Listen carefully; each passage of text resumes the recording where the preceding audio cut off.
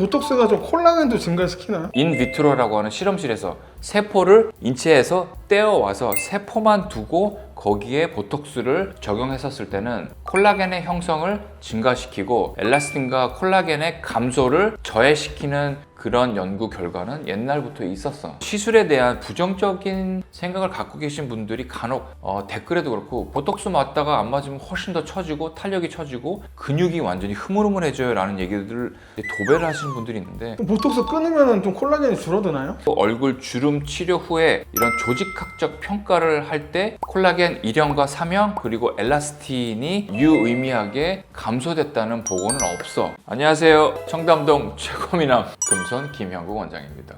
오늘도 만나서 반갑습니다.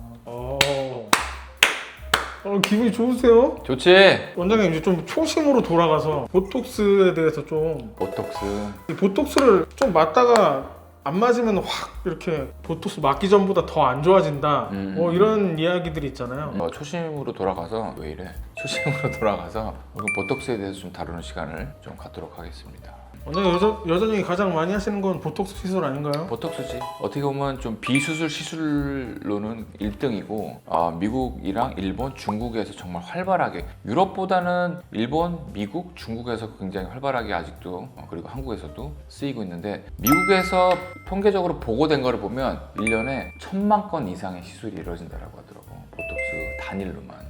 와우. 그치, 엄청난 거야. 그래서 사실 보톡스에 대한 거는 뭐 요새는 대부분 아시지만 역사를 진짜 짧게 30초만. 지루하지 않게 알았어.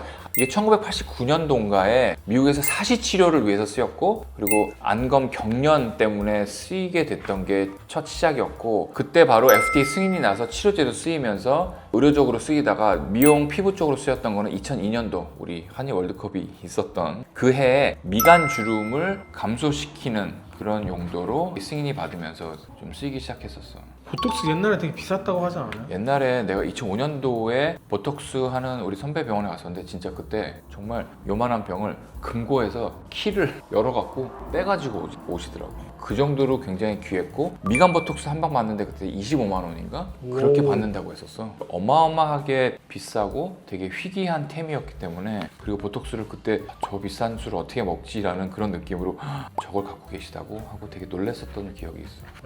원장님이 아무리 청담동 최고 미남이지만 빨리 본론으로 들어가야 되지 않겠습니까? 들어갑시다. 뭐 질문. 보톡스가 좀 콜라겐도 증가시키나요? 우리가 콜라겐 측면에서 봤었을 때는 두 가지 측면으로 볼 수 있어. 첫 번째는 우리가 실험실에서 하는, 그리고 두 번째는 진짜 임상적으로 그게 되느냐 안 되느냐의 것들을 봐야 되는데, 인비트로라고 하는 실험실에서 세포를 인체에서 떼어와서 세포만 두고 거기에 보톡스를 적용했었을 때는 콜라겐의 형성을 증가시키고 엘라스틴과 콜라겐의 감소를 저해시키는 그런 연구 결과는 옛날부터 있었어. 광합성에 의해서 손상된 콜라겐들을 좋게 만드는, 개선시키는 그런 효능도 있었고, 매트릭스 메탈로 프로티네이즈라고 하는 우리가 노화를 증가시키는 콜라겐과 엘라스틴을 녹여버리는 효소 자체를 저해시킴으로써 콜라겐들을 조금 더 오랫동안 머무를 수 있게끔 만들어주는 역할을 한다라고 돼 있기는 해. 근데 이게 진짜 실제 임상적으로 사람 인체에다가 넣었을 때 그런 효과가 있느냐에 대한 게 사실 더 중요한 면이잖아. 근데 그때 콜라겐의 그런 리모델링의 가능성은 언급은 됐지만, 이게 데이터가 좀 불균일하고 그리고 확실한 결론에 도달한 내용들은 없었어. 그래서 어떻게 보면 보톡스 자체가 콜라겐을 형성을 시킨다라는 거는 실험실 내에서는 가능하다라고는 하지만, 현 시점에서는 증가는 시킨다는 보고는 아직까지는 좀 데이터가 좀 부족하다고 생각하면 돼.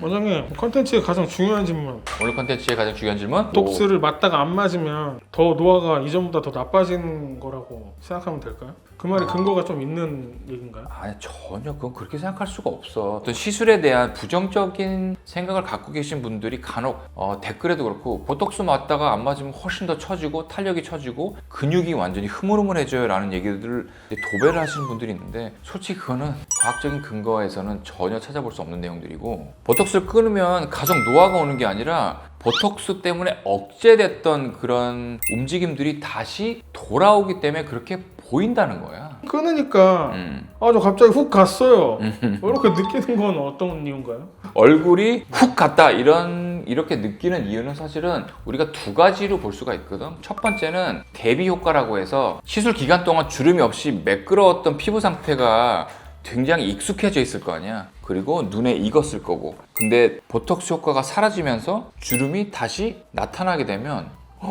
이전에 대비해서 이거 더 나빠진 거 아니야? 라고 느낄 수 있는 건 너무 당연한 거야. 우리 어떻게 보면 되냐면 우리 대중교통 버스를 타고 다니고 이제 급한 일이 있어. 나도 그렇거든. 그러면 가끔 택시를 타. 근데 다음날 다시 버스를 타고 어딜 가야 되고 너무 힘들게 느껴지거든. 그죠, 막 지옥철 이런 거 타면. 그럼 정말 너무 힘들어지는데 그런 거랑 같은 거야. 이게 다시 돌아와서의 그 전의 모습으로 돌아가는 거에 대한 이전의 대비 효과인 거지. 사실은 나의 베이스라인이었던 거기 때문에 그렇게 느끼는 게 한 가지가 있고, 두 번째는 예방 효과가 소진되고 소멸됐기 때문에 그렇게 느끼는 게 좀 있거든. 이게 무슨 말이냐면 좀 아까도 얘기는 했지만 보톡스는 깊은 주름을 예방하는 효과도 있는데 이 효과가 사라지면 그동안 진행됐던 어떻게 보면 좀 자연 노화의 결과가 한꺼번에 드러나는 것 같은 그런 느낌이 들기 때문에 그런 두 가지 이유 때문에 보톡스를 맞다가 끊으면 갑자기 한 방에 훅 가는 그런 느낌을 받는 건데, 그거는 의학적인 면에서는 그렇지 않고 그냥 본인이 느끼기에 그런 느낌적인 느낌이라는 거를 알고 계셨으면 좋을 것 같아요.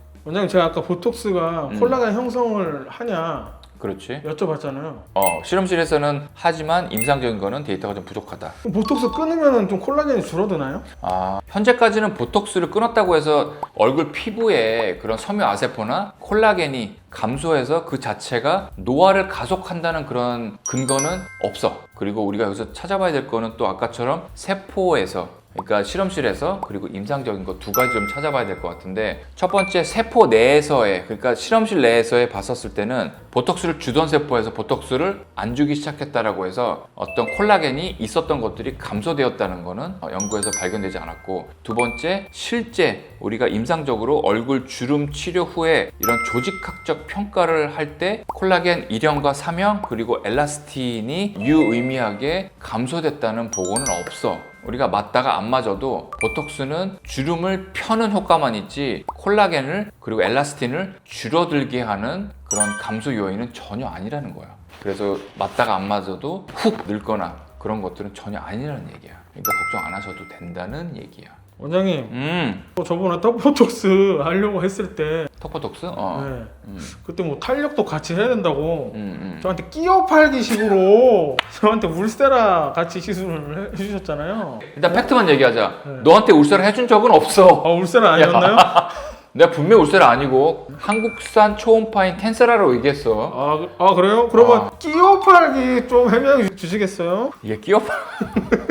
야, 이것도 이 사람 이것도 장사하는구나 또 이렇게 또 느낄 만한 그런 오해 소지가 있는데, 이건 끼어 팔기가 전혀 아닙니다. 우리 구독자 여러분님들, 환자분들한테 턱보톡스를 할 때는 꼭 신분보호를 우리가 유발할 수 있는 그런 요소들을 드리는 거기 때문에 꼭 설명을 드리고, 얘가 작아질 때 작아지는 그 시기에 맞춰서 이쪽에 턱 라인을 살려주는 초음파 시술을 같이 울세라나 국산 울세라인 초음파 장비인 텐세라나 슈링크를 같이 하라고 말씀을 드리는 거거든. 그 이유는 큰 근육들을 계속해서 보톡스를 맞게 되면 근위축이라 그래서 머슬 애트로피라는 게 와. 그건 뭐냐면 얘네들을 반복적으로 맞으면 나중에 그 근육이 이전의 근육 정도의 크기로 돌아가지 않거든. 그럼 나쁜 거 아닌가요? 아니야. 그것도 장단점을 나눠서 설명할 수가 있는데, 근육이 작아져서 나중에 보톡스의 용량이 점점 줄어들어. 6개월에 한 번씩 기계적으로 맞으시러 오시는 분들이 있는데, 그분들이 턱보톡스를 맞다 보면 처음에는 6개월 간격으로 맞다가 그 다음에는 8개월, 그 다음은 1년 간격으로 이게 좀 보톡스 간격이 늘어나거든. 그 말은 근육 자체가 줄어들고 근위축이 올 수 있기 때문이야. 근 위축이 온다는 건 근육이 흐물흐물 거린다는 거 아닌가요? 야, 이게 참 말이 좀 이상해. 이런 뿌띠 성형이나 보톡스에 대한 부정적인 생각을 갖고 계신 분들이 하는 단어가 딱 그거야. 앞에서 설명한 근위축 자체는 회복이 당연히 되는 것들이고, 그리고 근육의 힘을 덜 쓰게 하고 힘을 빠지게 한다는 거지, 근육이 흐물흐물해지고 알을 늘어지고 이런 개념이 아니야. 너 말 그렇게 좀 하지 마라. 좀 너 진짜 너 혼나야 돼 진짜. 혼내주세요.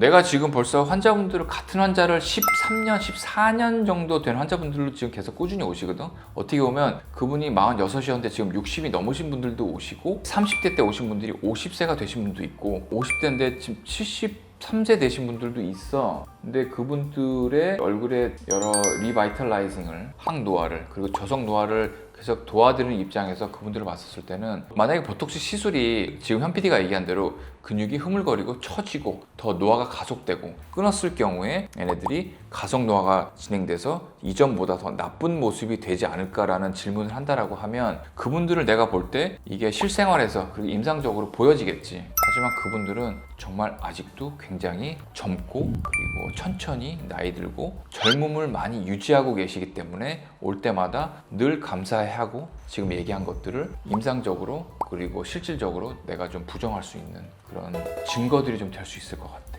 원장님 내용이 풍부하네요. 공부하지. 오늘 어려운 내용은 아니야.